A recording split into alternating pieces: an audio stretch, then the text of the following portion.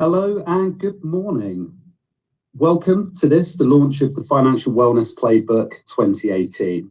So this session should last somewhere between 30 and 40 minutes, and a bit of housekeeping for you. If you have any questions as we go through, please do submit them. And what we're going to do is consolidate them and send all of the responses round to you at the end, along with a copy of the playbook as well.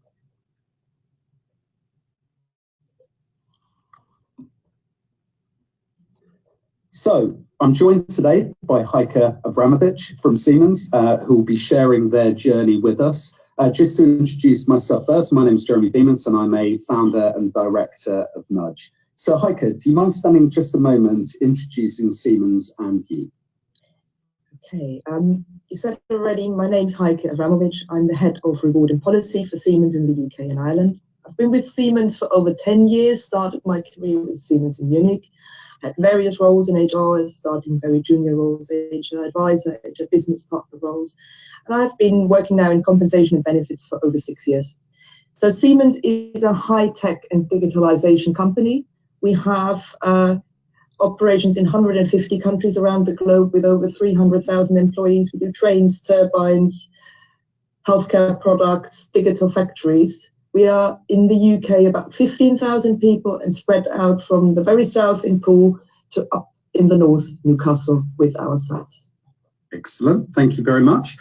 So yeah, just introducing you to the playbook and concept behind it. So it's a combination of 4 elements. So number 1, research taken from 205 organisations across the UK. Secondly, the collective wisdom from Nudge of the dozens of implementations that we've undertaken over the last few years, some client tips from reward and HR clients, and what we call Nudgenomics, which is our suite of management information. And we've distilled all of that into 31 plays, which are tips, tricks, and hints in order to help you deliver the very best financial wellness program. So yeah, a little bit more about the demographics. So from the research, so 205 organisations representing over 1.5 million employees. Although all of the major sectors were covered, there was a particular prevalence amongst the financial services and insurance, tech, legal and retail sectors. The only thing I was going to pull out here actually, which I found very interesting, which has been a massive shift over the last couple of years, is the number of reward people who are now ticking that they have responsibility of over wellbeing. And I think I've worked in the industry for 18 years now, and actually this has been the biggest trend that I've seen over the last 4 or 5 years, is this shift that reward people are now completely focused on well-being. And I wouldn't be surprised if in 4 or 5 years time that actually reward people's job titles start changing to reward and well-being. So I thought that was worthwhile sharing with you.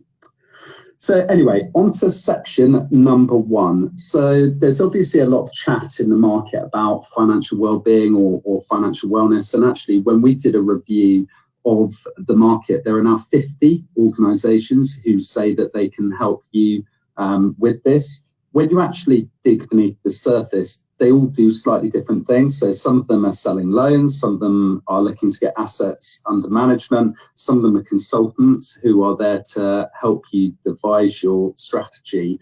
So it's really important before you even start on this program to define what does financial wellness mean to you. So you can see here the quote from the CIPD around helping people have an adequate income and the tools in order to be able to manage it effectively. But Heike, I'd be interested to know, what does financial wellness mean to you and to Siemens? May well start with that employees are the heart of our organisation, and therefore their well-being is important to us. To be motivated, engaged and perform successfully in the workplace, you must be well. So for quite some years we have been doing a number of well-being activities and programs, but most of them are more focusing on a healthy lifestyle as such. So however, a poor diet and lack of fitness is actually not the only thing which is affecting your well-being. Stress is one of the biggest causes of workplace absence. It makes people sick, and we know that. We see that in our own statistics. And we know that people worry about money.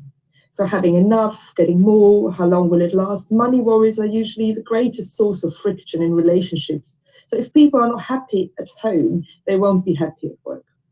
Therefore, we started now to take a more holistic approach on our well-being initiatives, which include financial wellness now too.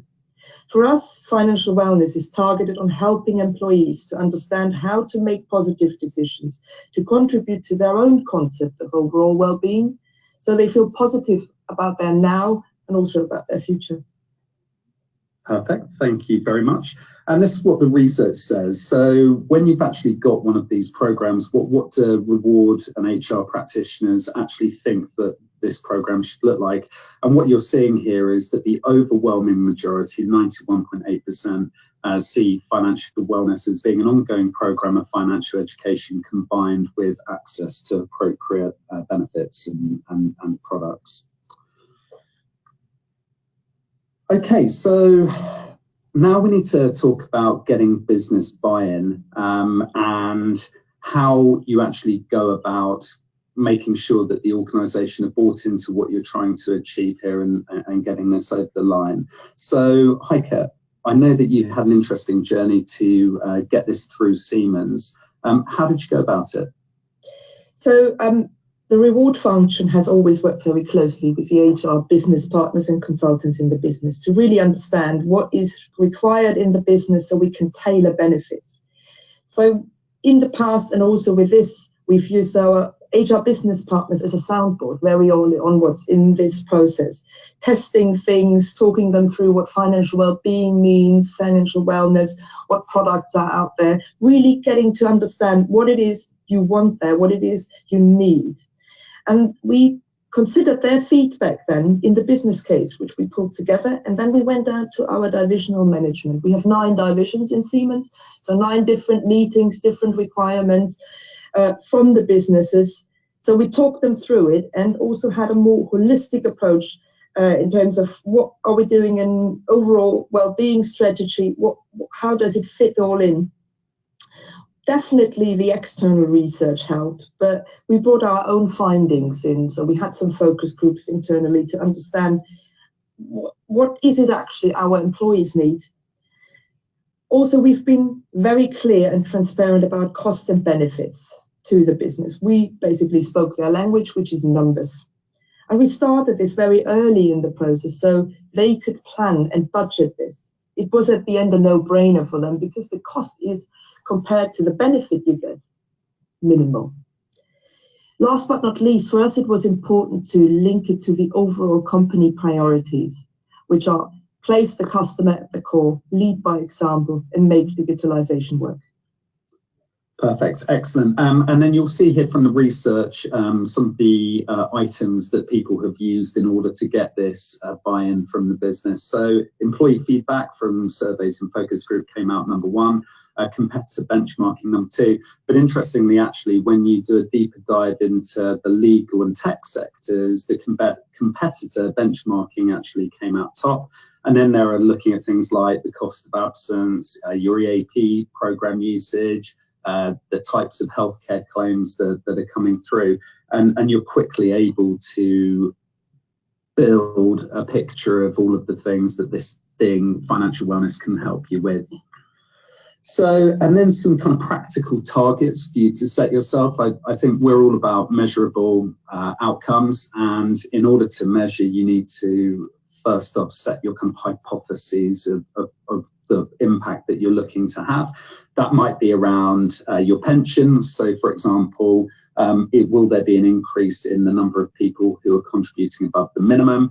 Will there be an increase in the number of people who are self-selecting funds, taking advantage of salary sacrifice or bonus sacrifice? Are there people who, do you have a flex program in place? And actually, can you increase engagement in that by communicating in the context of people's actual life?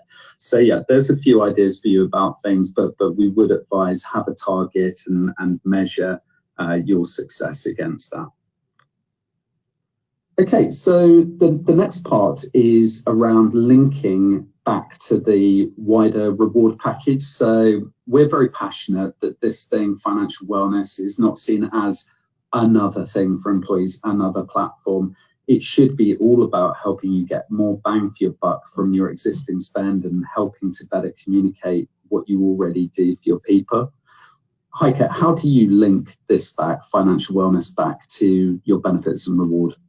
So in general, rewards and benefits, we try in Siemens always to show the bigger picture. It's all about total rewards and the overall package. So that same principle applied when we thought about financial wellness. Now, we had a great opportunity in November when we launched our new flexible benefits platform, and you talked about flexible benefits. So when choosing this platform, specifying it, we also did a full review of our benefits, so to speak, a revamp, and it was the perfect opportunity to then launch a financial wellness product, something we did have a look at before, but we never thought it was the right time to do it. So timing for us was right, and it was the right thing to do. So it really completes our benefits offer now, offering something nudge financial education, because we can link it to already existing benefits such as pensions or share plans, for example. So when we now talk about benefits going forward, we can always direct people, okay, this is the benefit you have, and you have nudge to help you with the decisions you make around it, or the other way around. When people now customize their profile in nudge, they get nudges towards our already existing benefits. Perfect, which leads us neatly on to tailoring or personalization. So the work that we've done, we've looked in a lot of detail at the evidence, and it's very clear that the more you're able to personalize the experience, the more likely people are to take action.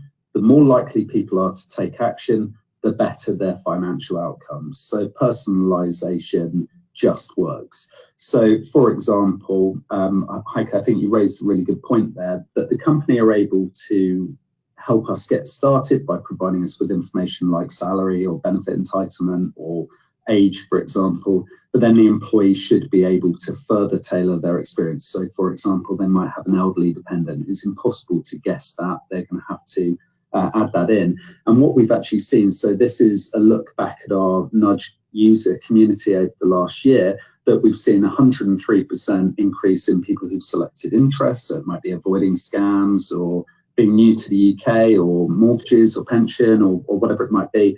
And also 187% increase in dependent information added.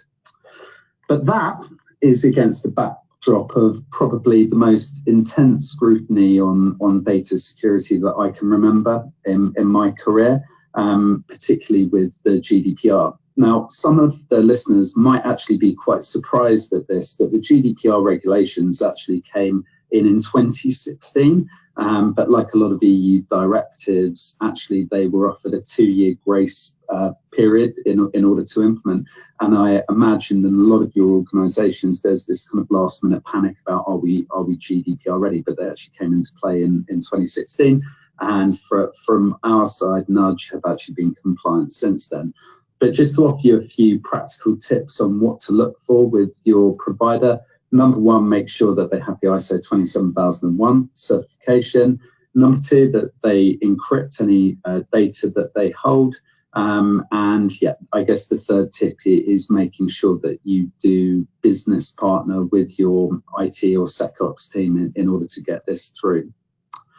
Okay, so moving now on to a successful launch.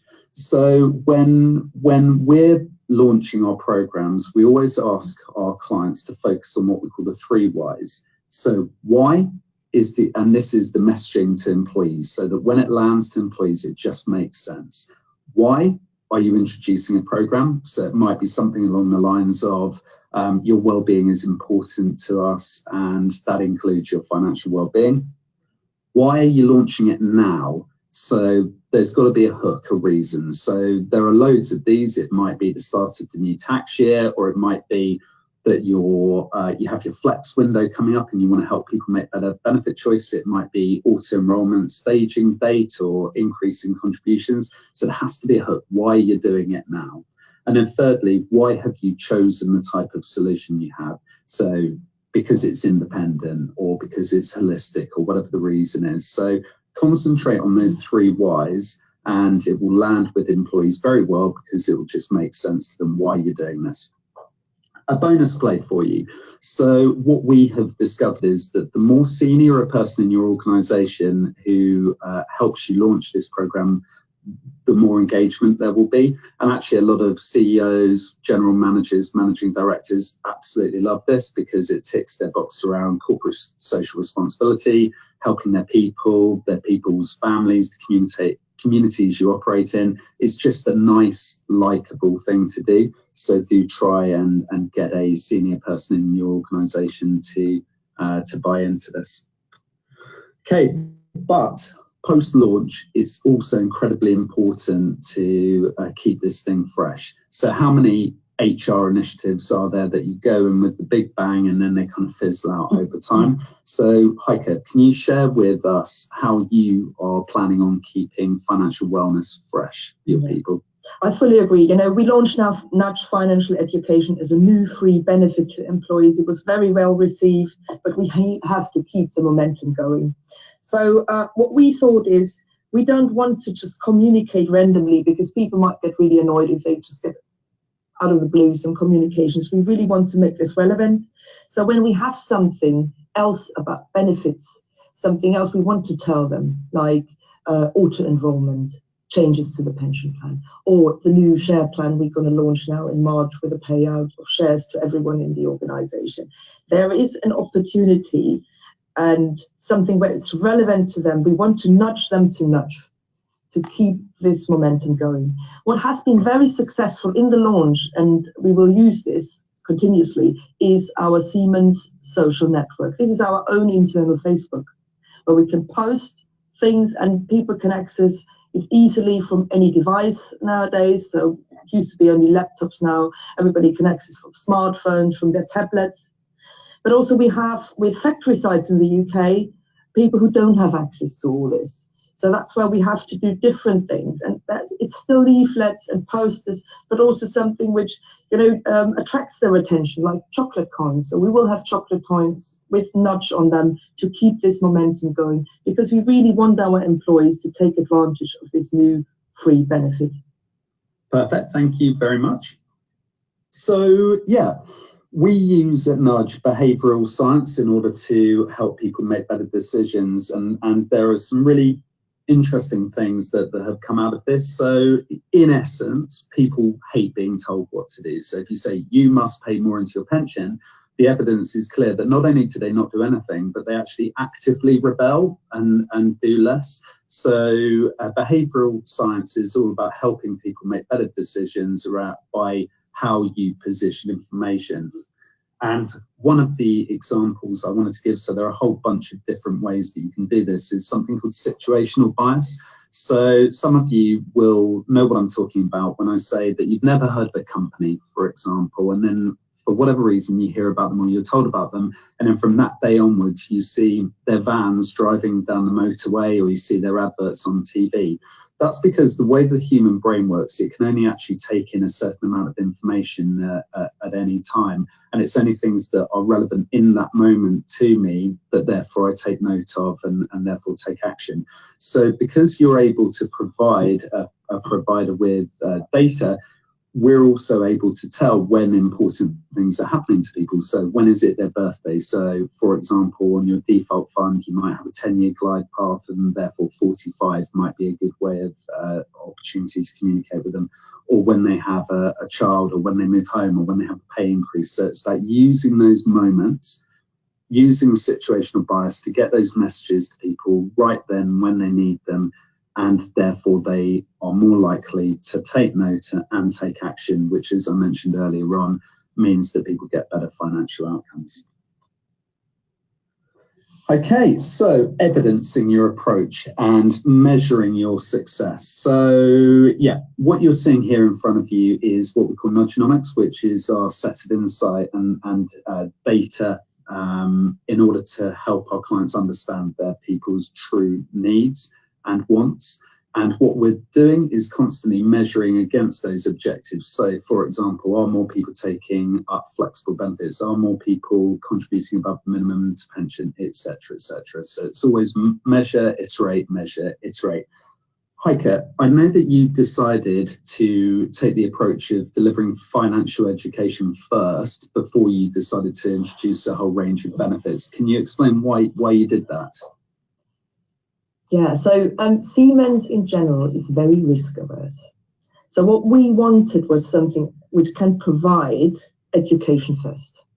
We felt the need, okay, let's give our employees the skills so they can learn in their own time in a solution which they can access from any device at any time first, before we launch a number of other products. And you've mentioned that at the beginning of the session, there are so many other providers out there. Which are the ones we need and want? Also, we want to listen to our employees again, going out there, testing really what it is you want, and not just launch another benefit again, another product. So we will look now closely on the utilization of Nudge. We'll talk to our employees again, and then do a market review. What else is out there which would suit our needs and is something which is relevant and could help our employees to improve their financial wellness even better. Perfect, excellent. So we are drawing towards the conclusion, and what I thought I'd just show you here is our financial education calendar 2018. So a few things to say here. A recommendation I would definitely give to you is to blend financial wellness with your annual cycle. So with your bonus pay time, your pay review, your flexible benefits window, your healthcare renewal, your auto enrollment staging date, there are loads of opportunities during your annual cycle in order to help your people understand all of this great stuff you're doing and provide them with the educational or products and services that they need. When we look forward to the rest of 2018, although there are dozens of different things that are going to be impacting your people, from housing to childcare to elderly care to insurance, etc., there were just a couple of things that we were going to bring to the surface for you. So number one is around childcare vouchers. So come April, it's going to be people's last opportunity to join the scheme. And it's also, I think, the right thing to do is to help your people understand whether they're better off in your childcare voucher program or the government scheme. It's really complex. There are so many decisions that need to be made, so many variables depending on people's pay and benefits and what their partner earns and so forth, that helping guide through that, I think, is a good thing. And the other key thing for you to focus on, in my opinion, is auto enrollment. So the contribution increases. So this is aimed at people who do not have a 10 and 10 pension already. It's people who do have a proportion of people who are on the auto enrollment minimum, and those increases are coming through in April this year and then April next year. The worst thing that could happen is that people see this as being a pay cut and actually start opting out. So there's lots of stuff you can do around not only helping people understand your pension better, but also helping them save the money that they need in order to afford these increases. And that might be helping them understand how they can reduce their utility costs, for example, their holiday costs, or how to use price comparison sites better, etc., etc. So yeah, they're the couple of things that I would particularly pull out, although there are dozens of other events happening throughout the year. Heike, I know you were going to talk to us about your position on auto enrollment, because I know that's a big thing for Siemens. Yeah. It definitely is, and we did review our pension scheme in relation to the new auto enrollment requirements. Luckily, our staging date is 2019, so we have a little bit of time still. But actually, we already did our full review in terms of what do we need to change to meet the new requirements, and also we did a review on how we compete with the market. As a result, we are changing our contribution structure, and we have started consultation this month. This means that for some people who are currently on a minimum contribution of 3, we need to uplift them to 4. This has an impact on their finances, and the questions are coming in because we just started this consultation a week ago. But it's great for us to have now, as you said, a financial education product in place, which has a more holistic approach. Okay, we can direct them there. If you come back to us with the feedback, I can't afford it, now I can say, have a look in Nudge. Maybe you can change your finances around depends on you, how you can afford this, and it's not a big deal. For us, it's brilliant to link this now all up. So very useful for us to conclude in our employee communications. Excellent, thank you very much. So yeah, what you're seeing as our kind of final slide in front of you is Nudge Live, which is our latest and greatest technology, which is going live to our employee users in the middle of March. And yeah, we're really, really excited about it. If you do want to speak to us about any of the issues that have been raised today or have a demo, then please do let us know. But it just leaves me to say, Heike, thank you so much. Really, really appreciate you talking to us today. Thank you very much for inviting me. Excellent. Goodbye, everyone, and thank you very much.